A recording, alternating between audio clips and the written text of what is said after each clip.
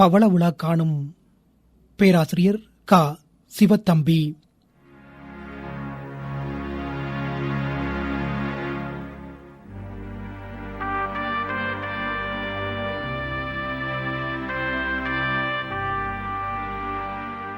சிறப்பு பெட்டக நிகழ்ச்சி.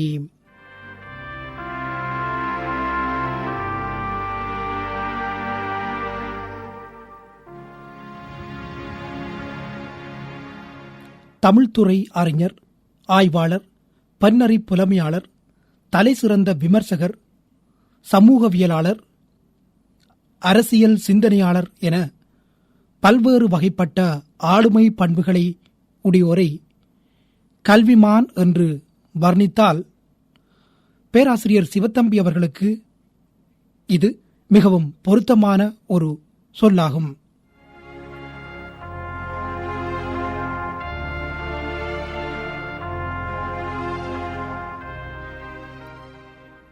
பழந்தமிழ் இலக்கியம், இலக்கணம், நவீன இலக்கியம், மொழியியல், தமிழ் நாடகம், இலக்கிய வரலாறு, தமிழர் பண்பாடு, அரசியல், பொருளாதாரம், தொடர்பாடல் ஆகிய துறைகளிலே ஆய்வுகளை மேற்கொண்டவர் பேராசிரியர் க. சிவத்தம்பி.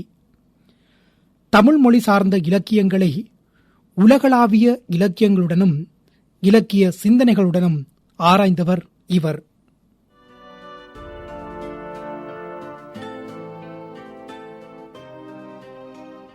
பவள விழா காணும் பேராசிரியர் க. சிவத்தம்பி அவர்களுக்கான சிறப்பு பெட்டக நிகழ்ச்சியை வழங்குகின்றது ஆஸ்திரேலிய தமிழ் ஒலிபரப்பு கூட்டுத்தாபனம்.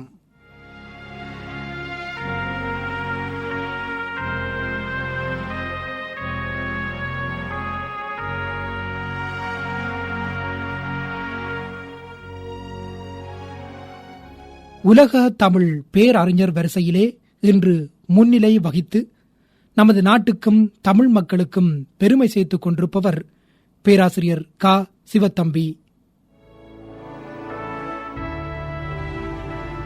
கடந்த 5 தசாப்தங்களுக்கு மேலாக தனது தமிழ் பணி மூலம் பெருமை சேர்த்துக் கொண்டிருக்கும் பெரும் பேர் அறிஞர் கார்த்திகேசு சிவத்தம்பி.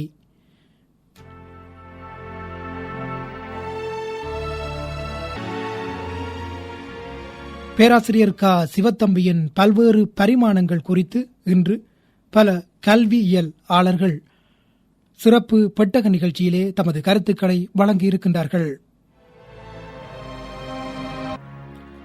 அந்த வகையில் அடுத்து வருகின்றது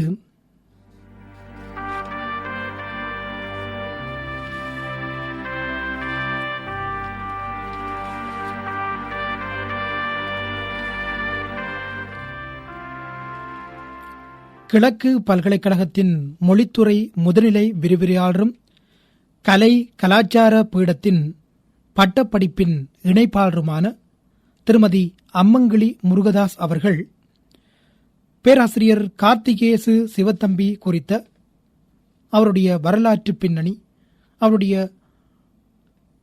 செயற்பாடுகள் குறித்த பகிர்வை அடுத்து தருகின்றார். தனது 75வது அகவையை அடைந்திருக்கும் தகைசார் ஓய்வு நிலை பேராசிரியரான கார்த்திகேசு சிவத்தம்பி அவர்களின் பணிகளையும் சாதனைகளையும் கௌரவிக்கும் பொருட்டு ஆஸ்திரேலிய தமிழ் ஒலிபரப்பு கூட்டுத்தாபனத்தினால் நிகழ்த்தப்படுகின்ற இந்த பெருமதி வாய்ந்த நிகழ்ச்சியில் பங்கு பெற்றுவதில் மகிழ்ச்சி அடைகிறேன். 1978ஆம் ஆண்டில் பேராசிரியர் கார்த்திகேசு சிவத்தம்பி அவர்கள் யாழ்ப்பாண பல்கலைக்கழகத்துக்கு பணியாற்ற வந்தபோது நான் அப்பல்கலைக்கழகத்தின் தமிழ் சிறப்பு கற்கை மாணவியாக பயின்று கொண்டிருந்தேன். அவரை பேரளவில் அறிந்திருந்தேனே தவிர நேரே பார்த்ததில்லை. முதலாக அவர் வகுப்பில் விரிவுரைக்காக வந்தபோது எல்லோருடைய பெயரையும் கேட்டுக்கொண்டே வந்தார். நான் எனது பெயரை கூறியதும் நீ வெல்வெடித்துறையா என்று கேட்டார். ஏனெனில் என்னுடைய பெயர் வெல்வெடித்துறையில் சகஜமானது. பேராசிரியருடனான தொடர்பு அதிலிருந்துதான் ஆரம்பமானது. தொல்காப்பியம், பொருளதிகாரம், தமிழ் நாடக வரலாறு, சங்க கவிதைகள் ஆகியவற்றை நாம் அவரிடம் கற்றோம். தொடர்ந்து எனது முதுமானி கலாநிதி பட்டங்களுக்கான மேற்பார்வையாளராகவும் அவரே அமையக்கூடிய வாய்ப்பை பெற்றது எனது பேர் அதிர்ஷ்டமே. இன்றைய அவரது 75வது வயது நிறைவு நிகழ்ச்சி பேருரையில் நான் அவரது வரலாற்று ரீதியான கல்வி புலமை பயணத்தை பற்றி கூற விரும்புகிறேன். 1932 ஆண்டு 5ஆம் மாதம் 10ஆம் தேதி பண்டிதர் சைவப்புலவர் கார்த்திகேசுவினதும் வள்ளியம்மையினதும் மூத்த புதல்வராக பிறந்தவர் பேராசிரியர். அவர் தனது இளமை கல்வியை கரவட்டி விக்னேஸ்வரா கல்லூரியிலும் கொழும்பு சாயிரா கல்லூரியிலும் மேற்கொண்டார். இலங்கை பல்கலைக்கழகத்தின் BA பட்டத்தை 1956 பெற்றுக்கொண்ட அவர் 1963 தனது MA பட்டத்தையும் பெற்றார். தனது கலாநிதி பட்டத்தை இங்கிலாந்து பர்மிங்காம் பல்கலைக்கழகத்தில் 1970 பெற்றுக்கொண்டார். 1956 தொடக்கம் 61ஆம் ஆண்டு வரையில் சாயிரா கல்லூரியின் ஆசிரியராக இருந்த அவர் இலங்கை பாராளுமன்றத்தின் பிரதிநிதிகள் சபையின் சமகால மொழிபெயர்ப்பாளராக 1961 தொடக்கம் 1965 வரை கடமையாற்றினார். பின்னர் விரிவுரையாளராக, சிரேஷ்ட விரிவுரையாளராக வித்தியோதய பல்கலைக்கழகத்தில் கடமையாற்றி 1976 இணை பேராசிரியர் ஆனார். 1984 அவர் பேராசிரியராகவும் 94 சிரேஷ்ட பேராசிரியராகவும் ஆனார். 1978 இருந்து யாழ்ப்பாண பல்கலைக்கழகத்தில் கடமையாற்றிய அவர் 1996-98 காலப்பகுதியில் இலங்கை கிழக்கு பல்கலைக்கழகத்தில் கடமையாற்றி இருக்கிறார். அவற்றை விட உலக தமிழ் ஆராய்ச்சி நிலையத்தில் வருகை பேராசிரியராக, இலங்கை தேசிய கல்வி நிலைய நிர்வாகத்தில் தமிழ் மொழி கற்பித்தலில் ஆலோசகராக, மலாயா பல்கலைக்கழகத்தின் இந்திய கற்கைகள் துறையில் கல்வி மதிப்பீட்டாளராக, பின்லாந்தின் டொனர் நிறுவனத்தின் சிரேஷ்ட ஆராய்ச்சியாளராக, ஒஸ்லோ பல்கலைக்கழகத்தில் கௌரவ அதிதி விரிவுரையாளராக, கலிபோர்னியா பல்கலைக்கழகத்தில் வருகை புலமையாளராக, நோர்வே உப்சலா பல்கலைக்கழகத்தில் வருகை பேராசிரியராக, இந்தியாவில் சென்னை பல்கலைக்கழகம், தஞ்சை பல்கலைக்கழகங்களில் வருகை பேராசிரியராக, இங்கிலாந்தின் கேம்பிரிட்ஜ் பல்கலைக்கழகத்தின் தென்னாசிய கற்கைகள் நிறுவனத்தின் சிரேஷ்ட ஆராய்ச்சியாளராக கடமையாற்றியுள்ளார். இன்னும் பல பல்கலைக்கழகங்களிலும் கடமையாற்றி இருக்கிறார். இலங்கை பல்கலைக்கழகங்களின் முதுமானி மற்றும் கலாநிதி பட்ட ஆய்வுகளின் மேற்பார்வையாளர்களுடன் இந்தியாவில் கேரள பல்கலைக்கழகம், சென்னை பல்கலைக்கழகம், காமராஜர் பல்கலைக்கழகம், பாரதிதாசன் பல்கலைக்கழகம், பாண்டிச்சேரி பல்கலைக்கழகம் என்பவற்றின் முதுமானி மற்றும் கலாநிதி பட்ட ஆய்வுகளின் மதிப்பீட்டாளராகவும் கடமையாற்றுகின்றார். அத்துடன் பல்வேறு உயர்கல்வி நிறுவனங்களினும் பல்கலைக்கழகங்களினதும் கலைத்திட்ட வடிவமைப்பாளராக கடமையாற்றி உள்ளதுடன் ஆலோசகராகவும் செயற்பட்டுக் கொண்டிருக்கிறார். முக்கியமாக ராமநாதன் நுண்கலைக்கழகத்தின் பாடத்திட்ட வடிவமைப்பாளராக இருந்திருக்கிறார். கொழும்பு பல்கலைக்கழகத்தின் பண்பாட்டு கற்கைகள் பாடக்குழுவின் திட்டாங்கத்தவராக இருந்திருக்கிறார். கிழக்கு தென்கிழக்கு பல்கலைக்கழகங்களின் பாடத்திட்டங்களை வடிவமைத்து கொடுத்திருக்கிறார். மற்றும் சில பல்கலைக்கழகங்களின் பட்டமேற்க கற்கைகளுக்கான பாடத்திட்டத்தின் வடிவமைப்பாளராகவும் ஆலோசகராகவும் கடமையாற்றி உள்ளார். இவற்றுடன் ஆசிரியர் பயிற்சி கல்லூரி, கல்வி திணைக்களம், தேசிய கல்வி நிர்வாகம், விபுலானந்த இசை நடன கல்லூரி போன்றவற்றின் கலைத்திட்ட வடிவமைப்பாளராகவும் கடமையாற்றி உள்ளார். இவர் பெற்ற விருதுகளை பற்றியும் இந்த இடத்தில் குறிப்பிட வேண்டும். திருவிக விருது, தமிழ் புலமையாளருக்கான திருவிக விருது தமிழ்நாடு அரசினாலே வழங்கப்பட்டது. இலங்கை ஜப்பானிய நட்புறவு சங்கத்தின் பூங்கா விருதும் இவருக்கு வழங்கப்பட்டது. அதனை விடவும் இன்டர்நேஷனல் பயோகிராபிக்கல் சென்டர் கேம்பிரிட்ஜ் 2000 கணிக்கத்தக்க புலமையாளருக்கான பட்டியலில் இவரை சேர்த்துக் கொண்டுள்ளது. அதுபோலவே 2000 புத்திசீவிகளின் பட்டியலிலும் இவரை சேர்த்துக் கொண்டுள்ளது. அத்தோடு geographical association medal of honour வழங்கி கௌரவித்து உள்ளது. பல்கலைக்கழக ஆசிரியர் என்ற முறையில் இவர் பலவேறு நூல்களையும் கட்டுரைகளையும் எழுதி வெளியிட்டுள்ளார். அந்த வகையில் இவருடைய வெளியீடுகள் சிலவற்றையும் இங்கு நோக்கலாம். இவருடைய முதலாவது வெளியீடாக வந்தது மார்க்கண்டன் வாழவிமன் நாடகம் என்ற பதிப்பு 1963 வெளிவந்தது. இவருடைய விமர்சன முன்னுரையுடன் இவருடைய முதல் நூலாக வெளிவந்தது தமிழ் சிறுகதையின் தோற்றமும் வளர்ச்சியும் 1966 வெளிவந்தது. அவற்றை விட வல்வை வைத்திலிங்கம் பிள்ளை ஈழத்தில் தமிழ் இலக்கியம், நாவலும் வாழ்க்கையும், இலக்கியத்தில் முற்போக்குவாதம், தனித்தமிழ் இயக்கத்தின் அரசியற் பின்னணி, இலக்கியமும் கருத்து நிலையும், இலக்கணமும் சமூக உறவுகளும், தமிழ் சமூகமும் அதன் சினிமாவும், தமிழ் இலக்கியத்தில் மதமும் மானுடமும், பாரதி மறைவு முதல் மகாகவி வரை தமிழில் இலக்கிய வரலாறு, தமிழ் பண்பாட்டின் மீள் கண்டுபிடிப்பு, பண்பாட்டு உருவாக்கத்தில் பத்திரிகைகளின் பங்கு, யாழ்ப்பாணத்தில் தொடர்பும் பண்பாடும், யாழ்ப்பாண சமூகத்தை விளங்கிக் கொள்ளல், தமிழ் கற்பித்தலில் உன்னதம், தமிழ் பண்பாட்டில் கிறிஸ்தவம், தமிழ் சமூகமும் அதன் பண்பாட்டு மீள் கண்டுபிடிப்பும், யாழ்ப்பாணத்தின் புலமைத்துவ மரபு, கற்கை நெறியாக அரங்கு, பேராசிரியர் கணபதி பிள்ளை, அரங்கு ஒரு அறிமுகம், திராவிட கருத்து நிலையின் நின்றைய போக்கு, மதமும் கவிதையும், யாழ்ப்பாண சமூகம், பண்பாடு கருத்து நிலை, இலங்கை தமிழர் யார் இவர், விமர்சன சிந்தனைகள் என்று இவருடைய தமிழ் நூல்கள் தொடர்ந்து செல்கின்றன. ஆங்கில நூல்களை பார்க்கும்போது drama in ancient Tamil society, Tamil film as a medium of political communication, literacy in Tamil, introduction to the reprint of Vayyavuri Pillai's History of English Language and Literature, Sri Lankan Tamil Society and its Politics, Understanding the Dravidian Movement, Studies in Ancient Tamil Society. இவற்றை விட எண்ணிறந்த பல ஆராய்ச்சி கட்டுரைகளை எழுதியுள்ளார். முல்லை சார்ந்த கற்பு, துணை கோட்பாட்டின் சமூக அடிப்படைகள், பத்துப்பாட்டின் கவிதையியல் என அவை தொடரும். பேராசிரியரது பணிகளையும் அவரது ஆக்கங்களையும் பார்க்கும்போது அவை பிரமிக்க வைப்பதாகவே உள்ளன. அவர் ஒரு துறையில் மட்டும் கால் பதிக்கவில்லை.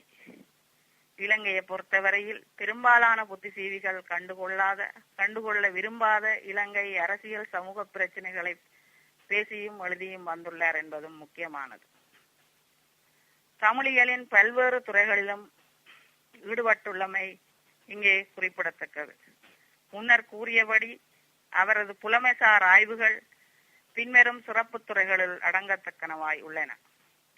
தமிழரின் இலக்கிய வரலாறு, இலக்கிய விமர்சனம், தமிழரின் சமூக வரலாறு, தமிழரின் பண்பாடும் தொடர்பாடலும், தமிழ் நாடகம் போன்றன அவை. தமிழரின் இலக்கிய வரலாறு என்ற துறையிலே அவரது நூல்கள் பல, முக்கியமாக தமிழில் சிறுகதையின் தோற்றமும் வளர்ச்சியும், நாவலும் வாழ்க்கையும், தமிழில் இலக்கிய வரலாறு என்ற நூல், இன்னும் பல கட்டுரைகளும் அடங்கக்கூடியன. தமிழில் இலக்கிய வரலாறு சென்னை பல்கலைக்கழகத்தில் தொடர் பேருரையாக நிகழ்த்தப்பட்டது. இந்த நூல் தமிழில் வெளிவந்த இலக்கிய வரலாற்று நூல்கள் பற்றியும் அவற்றின் தாரதமியம் பற்றியும் பேசுவது. அதன் பின்னர் அது போன்றதொரு நூல் இதுவரை வெளிவரவில்லை. அதுபோல அவரது சங்க இலக்கிய கட்டுரைகள், முக்கியமாக முல்லை சார்ந்த கற்பு, துணைக்கோட்பாட்டின் சமூக அடிப்படைகள் ஆகிய 2 கட்டுரைகளும் அவை வெளிவந்த காலத்தில் வானமாமலை போன்ற முக்கியமான தமிழராட்சியாளரின் கவனிப்பை பெற்றவை. மார்க்சிய விமர்சன நோக்கில் சங்க இலக்கியத்தை விமர்சித்தவையாக அவை அமைந்தன. முல்லை சார்ந்த கற்பு தமிழரின் சொத்துடைமையும் கற்பு நிலைமையும், ஒன்றுக்கொன்று எவ்வாறு தொடர்புள்ளனவாய் அமைந்தன என்பதை காட்டிட்டு துணைக்கோட்பாட்டின் சமூக அடிப்படைகள் அக்கால சமூகத்தின் பொருளாதார அசமத்துவ வளர்ச்சி போக்கின் வெளிப்பாடாக சங்க இலக்கியத்தில் கூறப்பட்ட திணைகள் அமைந்த வார்த்தை எடுத்து காட்டிற்று. அத்துடன் தொல்காப்பியத்தின் கவிதையியல், பத்துப்பாட்டின் கவிதையியல் போன்ற கட்டுரைகள் சங்க இலக்கியத்தின் கவிதையியலை முற்றுமுழுதாக மரபினின்றும் வேறுபட்டு நோக்குவன. அவர் சங்க பாடல்களை நோக்கும் போது கொழுக்கள், உரையாசிரியர்களின் கூற்றுக்கள், இலக்கண விதிகள் போன்றவற்றை விலத்தி அல்லது தவிர்த்து பார்க்க வேண்டும் என்று அடிக்கடி வலியுறுத்துவார். அவ்வாறான வழிகாட்டலை பின்பற்றி நான் எனது ஆய்வை செய்திருக்கிறேன். அது சங்க கவிதையாக்கம் என்ற நூலாகவும் வெளிவந்துள்ளது. அதில் இதுவரையிலும் கண்டுகொள்ளப்படாமல் இருந்த புதிய விடயங்களை கண்டுகொள்ள முடிந்தது. அடுத்து தமிழர் சமூக வரலாறு பற்றி நோக்கும் போது தமிழ்நாட்டில் அரச உருவாக்கம் பற்றி அவர் தமிழிலும் ஆங்கிலத்திலும் எழுதிய நூல்கள் 20ஆம் நூற்றாண்டில் தமிழ்நாட்டின் திராவிடக் கழகத்தின் செல்வாக்கு, தமிழ் சினிமாவும் அதன் அரசியலும் அதன் ஆதிக்கம் பற்றி எழுதிய கட்டுரைகளும், இலங்கை தமிழர் அரசியல் மற்றும் யாழ்ப்பாண சமூகம் பற்றிய கட்டுரைகளும் புதிய நோக்கில் தமிழ் சமூகத்தை அணுக வைப்பவை. அதுபோல அரங்கு பற்றிய அவரது நூல்களும் மிக முக்கியமானவை. அவரது முதல் வெளியீடு வாழபிமன் நாடகம் என்ற நாடக பிரதி பதிப்புகள் என்பது குறிப்பிடற்குரியது. அவரது கலாநிதி பட்ட ஆய்வே drama in ancient Tamil society என்ற ஆங்கில நூலாகும். அதன் தமிழ் மொழிபெயர்ப்பாக பண்டை தமிழ் சமூகத்தில் நாடகம் என்னால் மொழிபெயர்க்கப்பட்டு வெளிவந்துள்ளது. அந்த நூல் ஆங்கிலத்தில் வெளிவந்த போது தமிழ்நாடு அரசின் பரிசினை பெற்றது. அதுபோல அதன் மொழிபெயர்ப்புக்காகவும் 2006 தமிழ்நாடு அரசின் தகைமை சான்றிதழை பெற்றுக் கொண்டுள்ளமை குறிப்பிடத்தக்கது. தமிழ் நாடகம் பற்றிய குறிப்பிடத்தக்க ஒரு நூலாக இது அமைந்துள்ளது. பின்னர் தமிழ் நாடகம் வரலாற்றை பற்றி எழுதியவர் பலர் இந்த நூலை பின்பற்றியே எழுதினர் என்பது குறிப்பிடத்தக்கதாகும். இலக்கணத்தை மார்க்சிய நோக்கில் முதலாக பார்த்தவரும் பேராசிரியரே. இலக்கணமும் சமூக உறவுகளும் என்ற நூல் இதற்கான நல்ல உதாரணமாகும். தன்வினை, புறவினை, செய்வினை, செயற்பாட்டு வினை போன்ற வடிவங்கள் தமிழ் சமூகத்தின் அதிகார படிநிலைக்கு உதாரணமாக இருக்கின்றமையை அவர் அதில் எடுத்து காட்டுகிறார். இலக்கிய விமர்சனத்தை பொறுத்தவரை பேராசிரியர் கைலாசபதியையும் சிவத்தம்பியையும் விமர்சன உலகின் இரட்டையர்கள் என்று சொல்வதுண்டு. அவரது அரசியல் வரலாற்று கட்டுரைகள் இன்றைய நிலையில் மிக முக்கியம் வாய்ந்தவை. எனவே பேராசிரியர் ஈடுபடாத துறை இல்லை எனலாம். வரலாறு, சமயம், இலக்கியம், இலக்கணம், அரங்கு, சினிமா, தொடர்பாடல் என அவை விரிந்து செல்கின்றன. அவரது ஆங்கில, சிங்கள மொழி புலமை அலாதியானது. பல்வேறு பத்திரிகைகள், சஞ்சிகைகள் மற்றும் தொடர்பூடகங்களுக்கு அவர் நேர்காணல்களை வழங்கி இருக்கிறார். அவரது புலமையும் அறிவும் ஆலோசனைகளும் எங்களுக்கு நெடுங்காலம் கிடைக்க வேண்டும் என்பதே எமது ஆசையும் கனவுமாகும்.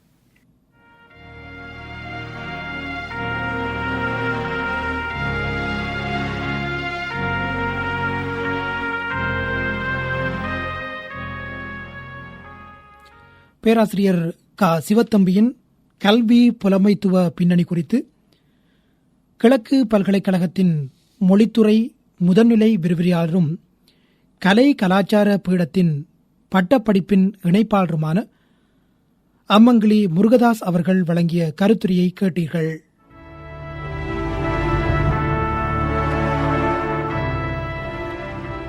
நேர்கள் கேட்டுக்கொண்டிருப்பது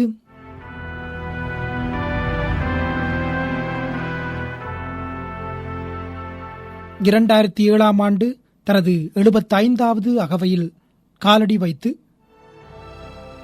பவள விழாவினை கொண்டாடும் பேராசிரியர் கார்த்திகேசு சிவத்தம்பியின்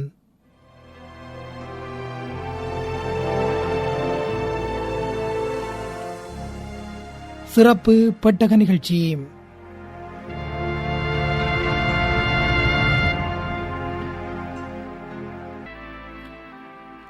மொழி மூலமே நாம் சமூக பிராணிகள் ஆகின்றோம்.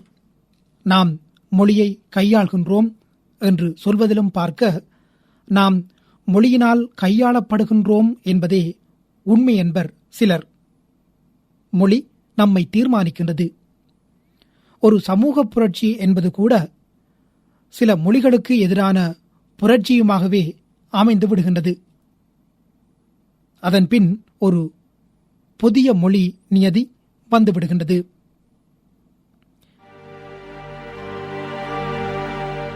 சொன்னவர் க. சிவத்தம்பி. பேராசிரியர் க. சிவத்தம்பி குறித்த சிறப்பு பெட்டக நிகழ்ச்சியிலே நாம் அடுத்து இணைத்துக் கொள்வது அவருடைய மாணவர்களில் ஒருவரான ரவி அருணாசலம் அவர்கள் தனது குரு பேராசிரியர் சிவத்தம்பி குறித்து வழங்கும் கருத்துரை.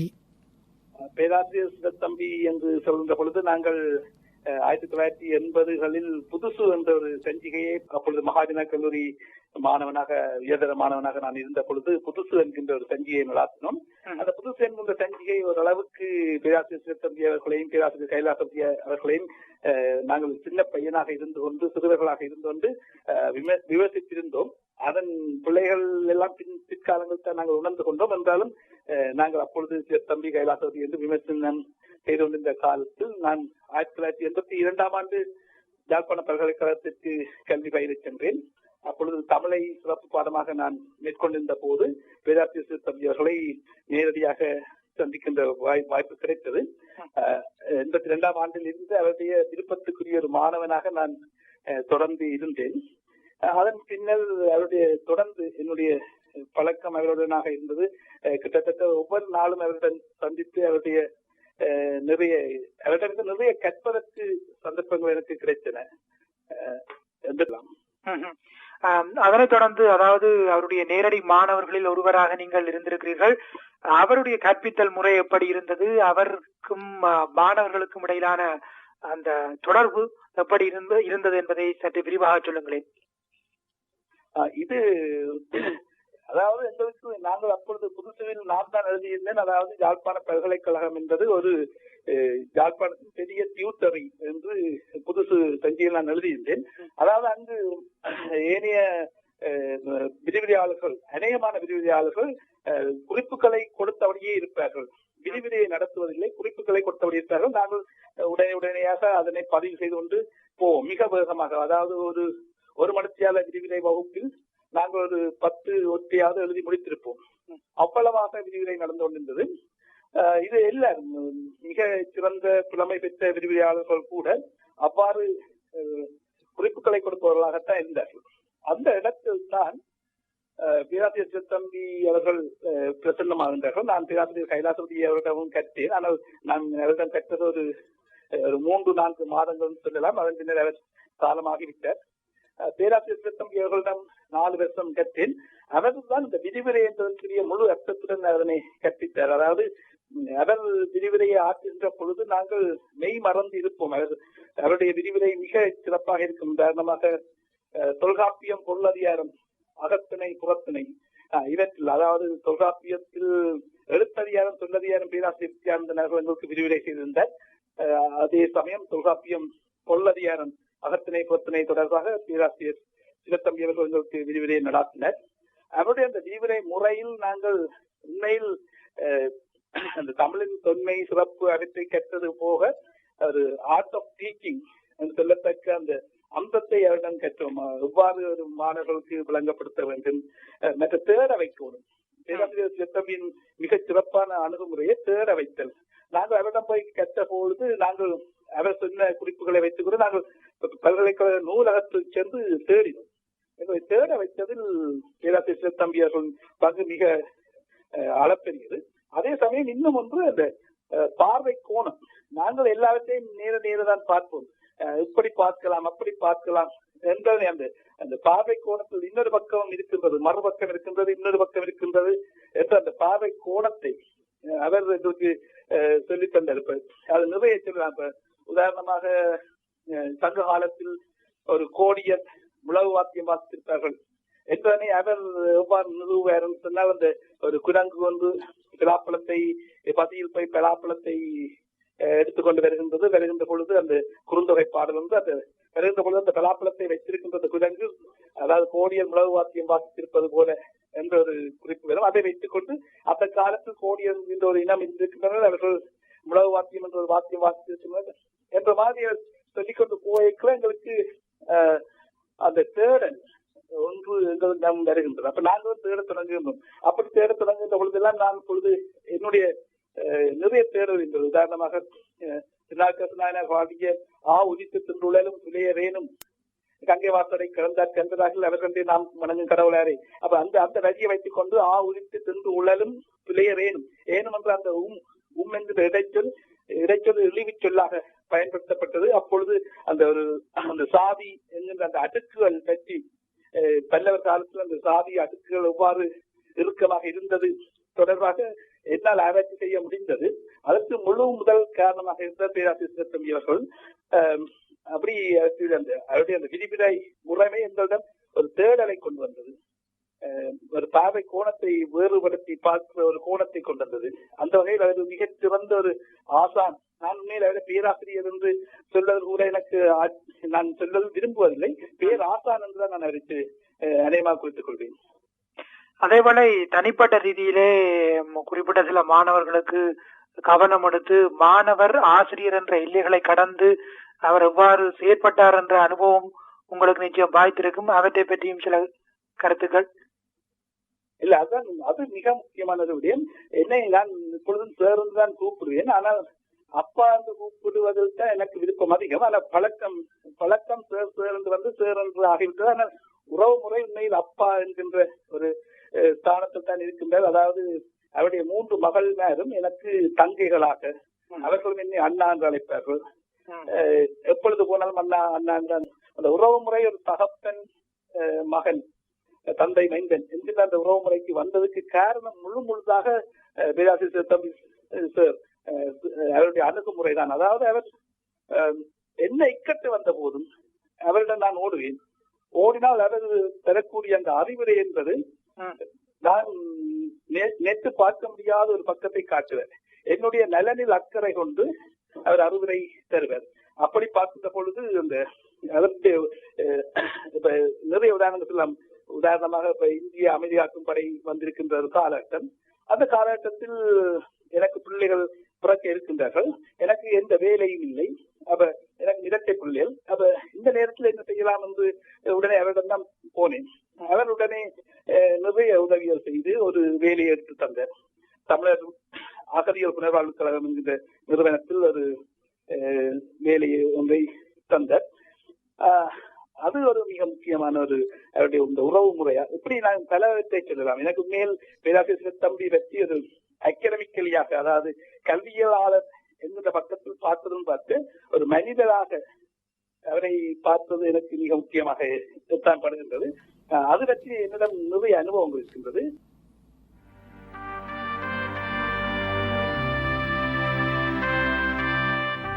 இப்படியாக தன்னுடைய கருத்துரையை வழங்கியிருந்தார் பேராசிரியர் சிவத்தம்பியின் மாணவர்களில் ஒருவரான திரு ரவி அருணாசலம் அவர்கள்.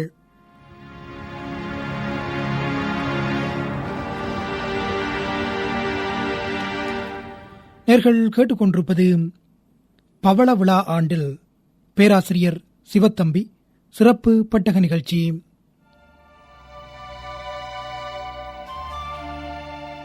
நேர்கள் கேட்டுக்கொண்டிருப்பது பவள விழா காணும் பேராசிரியர் சிவத்தம்பி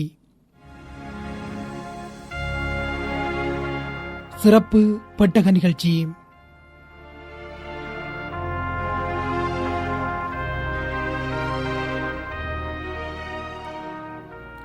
பண்டாமத்து கவிராயரின் காற்றின் மௌனம் என்ற கவிதை தொகுதிக்கு சிவத்தம்பி அவர்கள் வழங்கிய முன்னிலையிலிருந்து ஒரு பகுதி.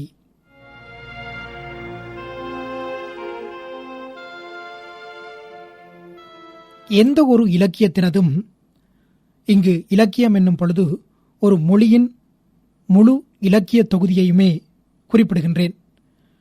எந்த ஒரு இலக்கியத்தினதும் கவர்ச்சியும் உணர்வாளமும் அந்த இலக்கியத்தின் ஊற்றுக்காலானாக சமூகத்தின் அனுபவ ஆழத்தை பொருத்தனவாகவே இருக்கும். உதாரணமாக தமிழை எடுத்துக்கொண்டால் சங்க இலக்கியத்தினதும் பக்தி இலக்கியத்தினதும் அமரத்துவத்திற்கு காரணம் அந்த வரலாற்று அனுபவங்களின் உண்மைத்தன்மையும் உணர்வாளமுமே. ஒரு சமூகம் தனது வரலாற்று அனுபவத்திலே பெற்றுக்கொண்ட உணர்வு தேட்டம்தான் அதன் இலக்கியத்திலே பேசும்.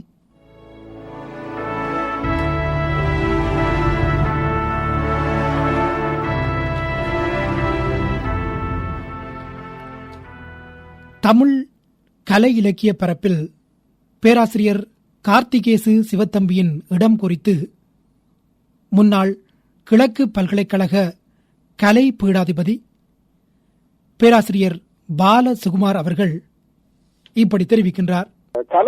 தமிழ் கலை இலக்கிய பரப்பிலே அவருடைய இடம் மிகப்பெரிய இடம். அதை யாரும் மறக்க முடியாது. பல்வேறு விமர்சனங்கள் இன்றைக்கு வைக்கப்பட்டாலும் கூட அதையெல்லாம் தாண்டி அந்த விமர்சனங்களுக்கெல்லாம் அப்பால் ஒரு மிகப்பெரிய மலையாக அவர் தமிழ் கலை இலக்கிய உலகிலே அவர் இருக்கிறார். அது இருக்கிற பொழுது முற்போக்கு எழுத்தாளர் சங்கமும் முற்போக்கு எழுத்தாளர் சங்கத்துக்கூடாக அவர் ஆற்றிய பணிகளும், முற்போக்கு எழுத்தாளர் சங்கம் ஒரு காலகட்டத்திலே ஈழத்திலே வந்து அது ஒரு மிகப்பெரிய சக்தியாக வளர்ச்சியடைவதற்கான பல விஷயங்கள் இவரூடாகவே வெளிப்பட்டது. அது ஒரு வகையாக இருந்தாலும் கூட நாம் தமிழ் நாடகத்துறை என்று பார்க்கிற பொழுது தமிழ் நாடக ஆராய்ச்சி என்று பார்ப்போம். ஆனால் நாடகம் பற்றிய ஆராய்ச்சி, தமிழ் நாடகம் பற்றிய ஆராய்ச்சியை முதலில் தொடக்கி வைத்தவர் பேராசிரியர் சிவத்தம்பி என்று சொல்லலாம்.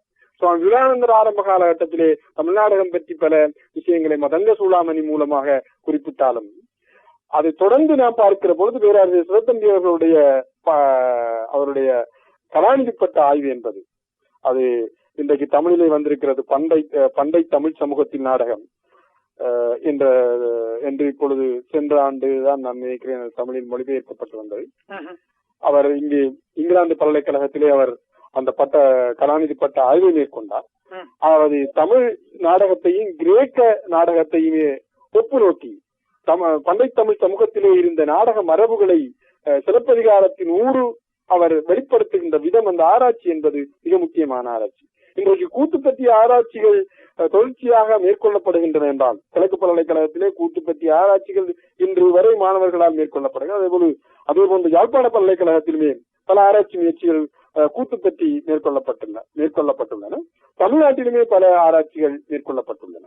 ஆனால் இவற்றுக்கெல்லாம் வழிகாட்டியாக, இவற்றுக்கெல்லாம் அடிப்படையாக நாம் பார்க்கிற பொழுது பேராசிரியர் சிவத்தம்பி அவர்கள் செய்த அவருடைய கலாநிதிப்பட்ட ஆய்வு இவற்றுக்கெல்லாம் அடிப்படையாக அமைகின்றது. இதிலிருந்துதான் அந்த ஆய்வு பின்புலம்தான் பலரை தமிழ் நாடகத்தின்பால் இருக்க செய்தது. பிற்காலத்திலே நீங்கள் பார்த்தீர்கள், ஆனால் தமிழ்நாட்டிலே சக்தி பெருமாள், ஏஎன் பெருமாள் போன்று பலர் இத்தகைய தமிழ் நாடக ஆய்விலே ஈடுபடுகிறார்கள். ஆனால் இதற்கு எல்லாம் அடிப்படையாக நாம் பேராசிரியர் சிவத்தம்பியை தான் தமிழ் நாடக ஆராய்ச்சியிலே முக்கியமானவராக கருத முடியும். அதே போல அவர் இலங்கை கலைக்கழகத்திலே பணியாற்றிய பொழுது நாட்டை பற்றி அவர் ஈழத்து நாட்டாரியல் பற்றி அவர் கொண்டிருந்த ஈடுபாடு மிக முக்கியமானது. குறிப்பாக அவர் முல்லைத்தீவிலே செய்த நாட்டாரியல் விழா என்பது பற்றி இன்றைக்கும் பலர் நினைவு கூர்ந்து கதைக்கக்கூடிய விஷயங்களாக உள்ளன. இதைவிட அவர் பேராசிரியர் வித்யானந்தனோடு சேர்ந்து பணியாற்றிய பொழுது, பேராசிரியர் வித்யானந்தன் கூத்து மீள் கண்டுபிடிப்பு செய்த பொழுது, அதாவது ஈழத்தமிழர்களுக்கான ஒரு அரங்க வடிவம் பற்றி சிந்தித்த பொழுது, கிழக்கிழங்கையிலே பிரபஞ்சம் பெற்ற தென்மோடி வடமோடி நாடகங்களை அவர் மீளுருவாக்கம் செய்து மேடையாற்றினார் பேராசிரியர் வித்யானந்தன் அவர்கள். பேராசிரியர் வித்யானந்தன் அவர்கள் மேடையேற்றிய பொழுது அதற்கு பக்கத்துணையாக இருந்தவர்கள் பேராசிரியர் சிவத்தம்பியும் கைலாசபதியும். அதிலும் குறிப்பாக பேராசிரியர் சிவத்தம்பியினுடைய ஆலோசனைகள் பேராசிரியர் வித்யானந்தனுக்கு மிகவும் உறுதுணையாக இருந்தன. அந்த காலத்திலே செய்யப்பட்ட கர்ணன் போர், நொண்டி நாடகம், வாலிவதை, ராமநேசன் போன்ற மிக முக்கியமான நாடகங்கள். ஆகவே இன்றைக்கு நாம் பேசுகின்றோமே, ஈழத்து தமிழர்களுக்கான அரங்க வடிவம், ஈழத்து தமிழர்களுக்கான நடன வடிவம், ஈழத்து தமிழர்களுக்கு அன்று பேசுகிற பொழுது அதற்கான அடிப்படைகளை நாம் இந்த இத்தகைய, அதாவது கூத்து மீள் கண்டுபிடிப்பு என்கிற அந்த விஷயத்திலிருந்து தான் தொடங்க வேண்டும். ஆகவே அதற்கு கூட அந்த காலத்தில் மிக காத்திரமாக செயல்பட்டவர் பேராசிரியர் சிவத்தம்பி அவர்கள். அதைத் தொடர்ந்து நாம் வருகிற பொழுது நான் சொன்னேனே, இந்த நாடகம் அரங்கியல், ஏற்கனவே நான் முதலில் குறிப்பிட்டதை போல நாடகம் அரங்கியல் இன்றைக்கு நீங்கள் பார்த்தீர்களானால் தமிழ்நாட்டில் கூட நாடகம் அரங்கியல் +2க்கு இல்லை.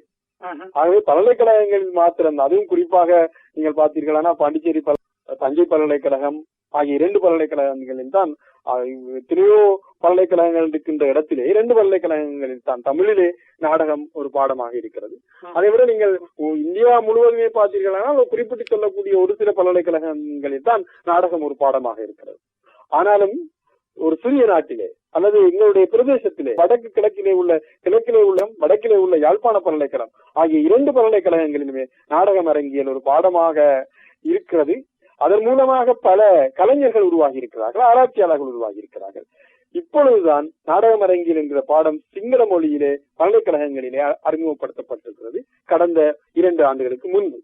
ஆகவே அந்த வகையிலே பார்க்கிற பொழுது ஈழத்திலே நாடகம் தொடர்பான விஷயங்கள், ஆராய்ச்சி, நாடகம் தொடர்பான படிப்புகள் என்று பார்க்கிற பொழுது பேராசிரியர் சிவத்தம்பியினுடைய இடம் ஒரு மிக முக்கியமான இடத்தை பெறுகிறது. அதை விட நீங்கள் அவருடைய இடத்தை பற்றி நாம் பேசுவதாக இருந்தால் இன்னும் நிறையவே தொடர்ச்சியாக பேசிக்கொண்டே போகலாம்.